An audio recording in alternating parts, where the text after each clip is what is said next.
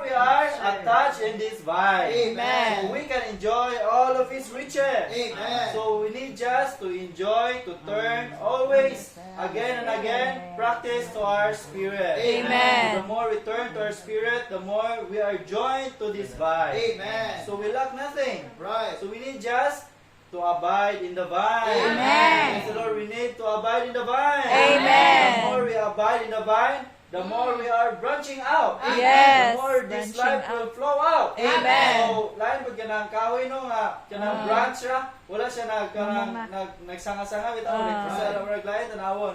So, ang vine, if kanang we need to branch out this life. Amen. So, the more we Right. abide in Him, the more we bear fruit. Amen. So, it is not by ourselves. Right. It is by abiding in this vine. Amen. And this vine is Christ. Amen. So the more we turn to Christ, the more we enjoy, turn to our spirit. Amen. So more naragini sa atong espiritu, mga igsoon. Amen. So we are not only one with Him, Right. but He is also One one with with us. us. Amen. So there is no distinction between us and Him. Amen. Because we are one with Him. Amen. Just to turn to our spirit. Amen.